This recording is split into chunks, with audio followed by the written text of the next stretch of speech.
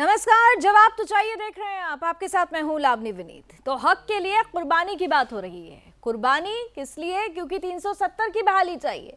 ये सब कुछ दरअसल कह रहे हैं केंद्र शासित प्रदेश के पूर्व मुखिया, पूर्व सीएम और नेशनल कॉन्फ्रेंस के अध्यक्ष फारूक अब्दुल्ला। कह रहे हैं कि अगर 370 की बहाली चाहते हैं, ऐसे में हक के लिए, हुकूक के लिए, अधिकार के लिए कुर्बानी देनी होगी, जैसा कि किसानों ने दी है। किसानों के बलिदान के बाद ही किसान कानून को रद्द किया गया है। हमें सरकार को मजबूर करना होगा। तो 370 की बहाली के लिए जिस तरीके से प्रोपेगेंडा चलाने की कोशिश की गई, अब उसे नया आधार देने के लिए, जम्मू कश्मीर की आवाम को एकजुट करने के लिए फारूक अब्दुल्ला ने यह बड़ा बयान दिया है और सीधे सीधे इशारा भी दे दिया है। सरकार के लिए चुनौती खड़ी करने वाले हैं। इरादा स्पष्ट है, लेकिन सरकार क्या इस इशारे को समझती है और इस पर किस तरह से अमल करती है, आज इसी पर करेंगे खुलकर बहस। लेकिन सबसे पहले देख लीजिए कि इस बयान के मतलब क्या है, क्योंकि बात निकली है तो दूर तलक जाएगी।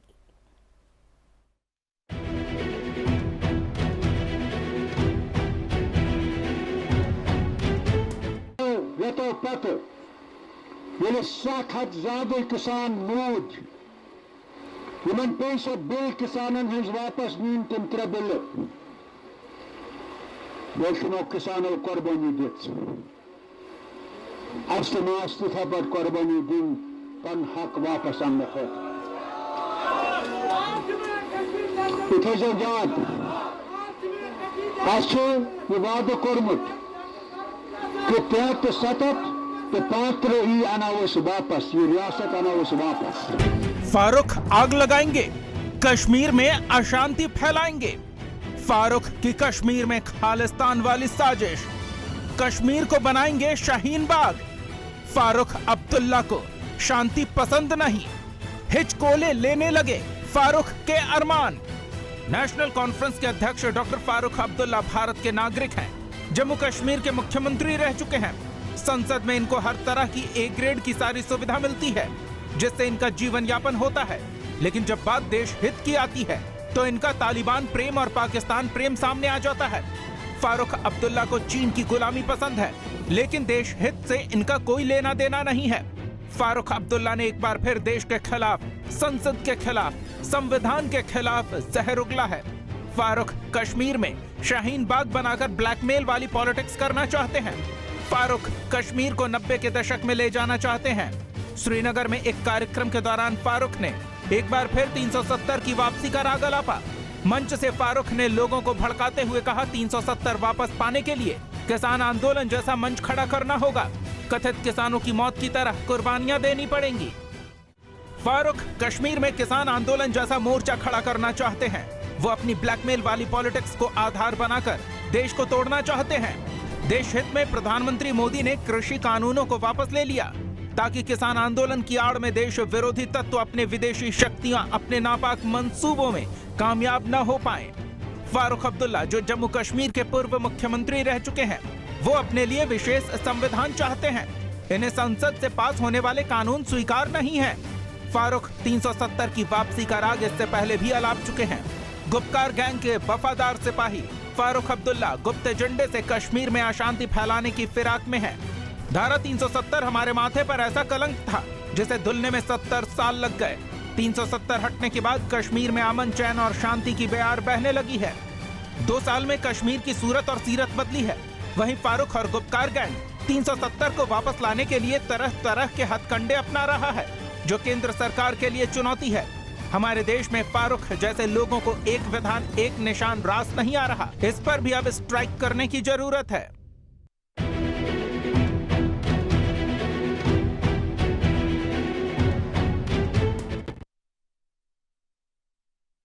प्रधानमंत्री ने तो देश हित में किसान कानून वापस ले लिया, लेकिन फारूक अब्दुल्ला किसके हित में, क्या निज हित के लिए ऐसे बयान दे रहे हैं? 370 की बहाली चाहते हैं। इसी पर हम करेंगे खुलकर बहस। हमारे साथ विशेष अतिथियों का पैनल जुड़ चुका है।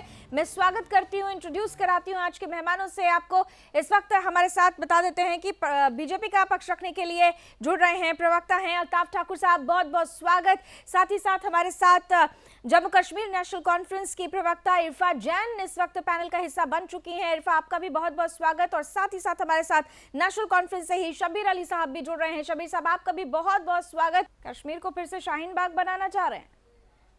प्रधानमंत्री ने तो देश हित में कानून वापस लिया था। फारूक अब्दुल्ला साहब किसके हित में चाहते हैं 370 की बहाली? इरफा, आर्टिकल 370 जो था वो आर्टिकल 370 जो था वो जम्मू और कश्मीर के 1 करोड़ 20 लाख नागरिकों की नौकरियां बचाता था, उनकी जमीन बचाता था। तो अगर फारूक अब्दुल्ला साहब आर्टिकल 370 की बात कर रहे हैं तो वो जम्मू और कश्मीर के 1 करोड़ 20 लाख लोगों के अधिकारों की बात कर रहे हैं आपको, और वो लोग जो भारत के ही नागरिक हैं। तो वो आपका पहला प्रश्न था।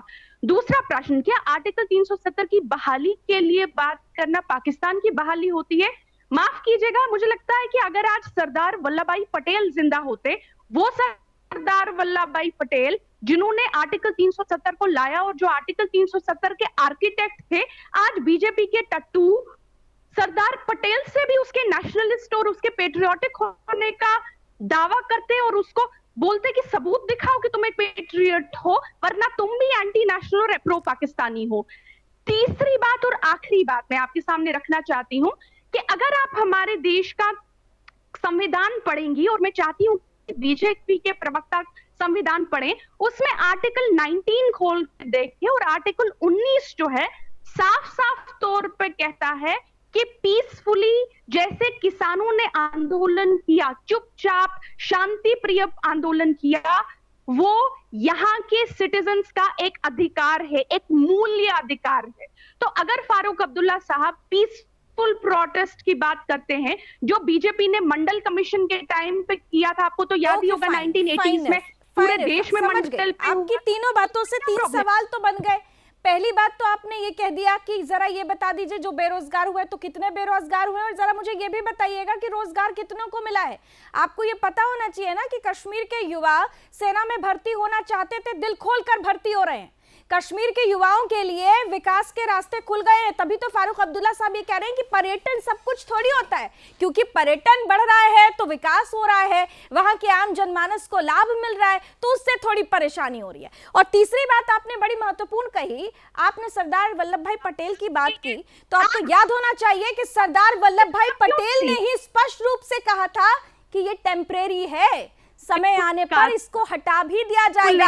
तो फिर सरदार वल्लभ भाई पटेल का जिक्र करने से पहले उनकी उस पंक्ति को भी याद कर लीजिएगा। और फिर आपने आखिर में जिस तरह से बातें स्पष्ट करने की कोशिश की कि क्यों नहीं चाहते, इसलिए नहीं चाहते क्योंकि हम पत्थर वाला वो दौर नहीं देखना चाहते, पत्थर वाली ईद और जो सेना पर जो गोलियां बरसाई जाती थी वो नहीं देखना चाहते हैं। हमारे साथ अल्ताफ ठाकुर साहब जुड़े हुए हैं। अल्ताफ ठाकुर साहब, मैं आ रही हूँ, इरफा आ रही हूँ, आपकी बात मैंने सुन ली। जरा अल्ताफ ठाकुर भी बीजेपी से हैं, आपके तमाम सवालों का जवाब वो भी देंगे। तो भाई अल्ताफ ठाकुर साहब, इरादा आपको समझ में आ गया, इशारा समझ रहे हैं कितनी बड़ी चुनौती होने वाली है? देखिए लावली जी, मैं इरादा भी समझ गया और मैं इशारा भी समझ गया, लेकिन इरादा तब होना, कौन करेगा आंदोलन? मुझे बताए आंदोलन करेगा जब आर्टिकल 370 5 अगस्त 2019 को चला गया, तो एक सिंगल पर्सन भी सड़क पे आंदोलन के नहीं निकला। और आज मुझे बताए किस बेस पे निकला, और ये हकीकत है। देखिए, जिसका क्रियाक्रम किया जा चुका हो, जो आर्टिकल 370 गज नीचे जमीन में दफना गया हो, और मुर्दे आज तक कभी वापस नहीं आए, मुर्दे वापस नहीं आते हैं। 370 मर चुका है, वो दफना जा चुका है, 370 वापस नहीं आएगा। और फारूक साहब अगर जम्मू में जाके 370 की बात नहीं करते हो, क्या अब भी वो कश्मीरी को वैसे ही कश्मीरी समझता है कि 370 साल तक इसने 370 की बात की है, और 70 साल के बाद भी इलीगल जो आर्टिकल था वो चला गया, 70 साल के बाद भी उसको दफनाया गया और लीगल तरीके से उसको दफना गया। और आज बताइए क्या वो और 370 साल तक कश्मीरी को 370? ठीक है, हमारे साथ former deputy CM Kavindra Gupta ji भी जुड़ चुके हैं। कविंद्र जी, बहुत बहुत स्वागत करती हूँ आपका। हर बार आपसे मुलाकात होती है और हर बार एक सवाल मेरा होता है, क्योंकि गुपकार के सदस्य कुछ ना कुछ ऐसा कह देते हैं जो आपके लिए चैलेंज होता है। फारूक अब्दुल्ला आप कह रहे हैं हक के अधिकार के लिए कुर्बानी देनी पड़ेगी तो देंगे, कुर्बानी देने के लिए तैयार हो जाइए। किसानों ने बलिदान देकर ही कानून रद्द कराया, तो नहीं लगता आपको कि आपके एक फैसले ने कई लोगों को हवा दे दी? देखिए, नंबर एक तो ना तो कोई किसान बलिदान हुआ है, ना इस प्रकार का कोई लाठीचार्ज हुआ है, ना कोई गोली चली है। जो जिस प्रकार से किसान यूनियन वाले कह रहे हैं, नंबर एक वो गलत है। दूसरी बात कि प्रधानमंत्री जी ने बड़े दिल से उन्होंने कहा है, शायद हम इस कानून को समझा नहीं पाए हैं, इसलिए कानून वापस लेते हैं। ये प्रधानमंत्री जी का बड़प्पन है। जहां तक फारूक अब्दुल्ला का सवाल है, तो उनको भूल जाना चाहिए जिस 370 के कारण से कश्मीर में आग लगी, पाकिस्तान हमने पैदा किए, आतंकवाद, अलगाववाद, भ्रष्टाचार, परिवारवाद, ये सारी चीजें आई और वहां पर पत्थर पैदा किए। इसको बिल्कुल सहन नहीं किया जा सकता। सपने लेना भूल जाएं। कुर्बानियां जो आप जिसको कहते हैं वो देशद्रोह है। देशद्रोह को कभी बख्शा नहीं जाएगा, माफ नहीं किया जाएगा। इसलिए आपके पिताजी को भी 18 साल जेल में रहना पड़ा था जब श्यामा प्रसाद मुखर्जी का बलिदान हुआ था। इसलिए देशभक्त भी यहाँ पर है। और आप ये सोचिए कि जो कश्मीर में जिस हिसाब से आपने तबाही की है अपनी सरकारों ने, अब वो जमाना चला गया। बस केंद्र में मजबूत सरकार है। अगर इस प्रकार की कोई सोच भी सोचेंगे तो उसको बख्शा नहीं जाएगा। लेकिन कविंद्र जी, अगर ऐसी परिस्थिति बनती है तो नहीं लगता आपको कि चैलेंज होने वाला है? क्योंकि महबूबा मुफ्ती ने भी कुछ दिन पहले कहा था ना कि 370 के लिए तो 370 सालों तक हम लड़ते रहेंगे।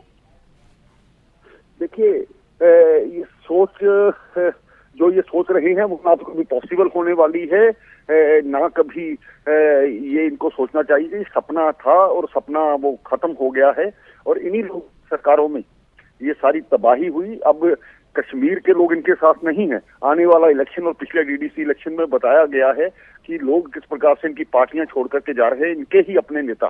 तो उससे जो इनकी सोच थी ऑटोनॉमी लेनी है, वो सेल्फ रूल यहाँ पर आएगा, यहाँ पर पाकिस्तान की ड्यूल करेंसी चलेगी, ये सब चीजें ये में ही रह गई हैं। ये एक ऐसा वो शेख चिल्ली के सपने हैं। तो मुझे लगता है कि उस सपनों को लेना ये बंद करें। चलिए, thank you so much Kavindra ji, आपने हमें समय दिया। Thank you so much. तो former deputy CM Jammu Kashmir Kavindra Gupta ये कह रहे हैं कि सपना है, ये शेख चिल्ली वाला सपना देखना छोड़ दीजिए। शब्बीर अली साहब, सुना आपने? शब्बीर अली साहब जुड़े हुए हमारे साथ? शबीर अहमद कुली साहब, शबीर कुली ने। माफ कीजिएगा शब्बीर साहब, आपने सुना डिप्टी सीएम क्या कुछ कह रहे थे? सपने देखना छोड़ दीजिए शेख चिल्ली वाले। ये तो वक्त ही बताएगा कब सपना कौन देखता है, सपना नहीं देखता है। ये तो वक्त बताएगा। ज्यादा जुल्म जबर ज्यादा देर थोड़ी चलता है। वो बहुत सी दुनिया में हिस्ट्री आए जहाँ हिटलर था, उसने पूरे वर्ल्ड को फतह करने की कोशिश की थी, लेकिन जब वक्त आया तो उसको फिर अपने आप को सुसाइड करना पड़ा। ये बहुत गुरूर वाली घुमड़ वाली बात चलेगी। देखिए, हम तो लड़ेंगे। हमने हमारे लीडर ने कहा 300 साल नहीं 370 साल। ये हमारा हक है, हमारा अधिकार है, हमारे दिलों में हमारा कश्मीर है। ये कौन चीज? हम मर सकते हैं, हम मार सकते हैं, हमें गोली मार दे कितने सालों तक हम मर रहे, कितने साल? हमें सिर्फ और सिर्फ हमारा कश्मीर के लिए हमारा जो हक है वो मिलेगा इंशाल्लाह।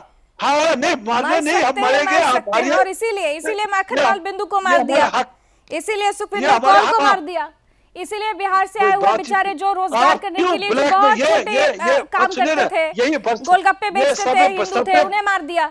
इसीलिए तो वहाँ हिंदू परिवारों, हिंदू लड़कियों के लिए मुश्किल खड़ी की और इसीलिए कश्मीरी पंडितों को वहाँ से भगा दिया। This is reality. You have to listen it. Reality सुनने को सुनिए। Reality sir, reality sir।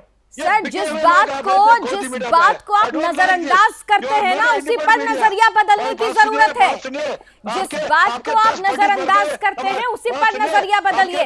मैंने तो सिर्फ अभी चंद नाम लिए थे। सुनिए ना, अब फिर हम नहीं आते हैं आपकी चैनल।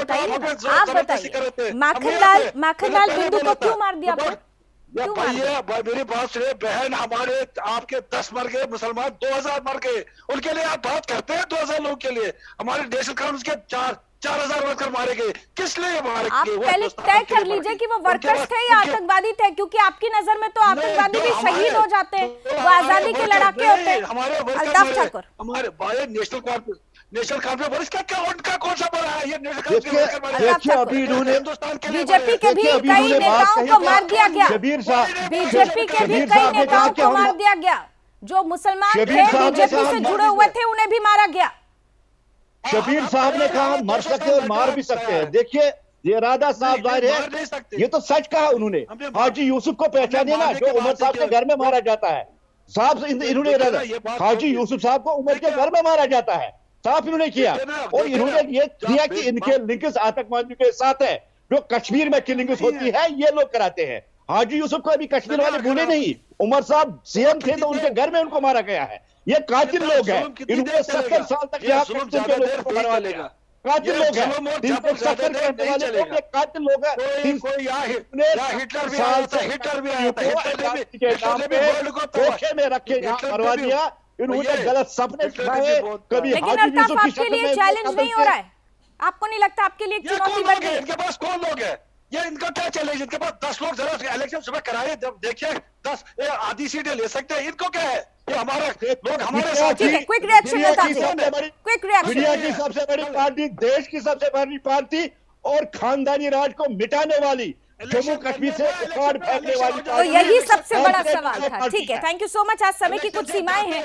इस डिबेट को हम आगे भी इस मुद्दे को उठाएंगे, क्योंकि मुझे पता है कि फारूक अब्दुल्ला और महबूबा मुफ्ती जैसे लोग इस मुद्दे को हवा देते रहेंगे। ठीक है, थैंक यू सो मच आप दोनों मेहमानों का, आपने हमें समय दिया। आरिफा भी हमारे साथ जुड़ी हुई थी, उनका भी बहुत बहुत धन्यवाद। इतना तो जरूर है कि प्रधानमंत्री ने तो देश हित में एक बड़ा फैसला लिया था, कानून वापस कर लिया, लेकिन फारूक अब्दुल्ला और महबूबा मुफ्ती आखिर चाहते क्या हैं? वो किसके हित के लिए 370 की बहाली चाहते हैं? ये समझना बहुत आसान है, और अगर जो नासमझी कर रहे हैं वो निश्चित रूप से अपने लिए ही मुसीबत खड़ी करने वाले हैं।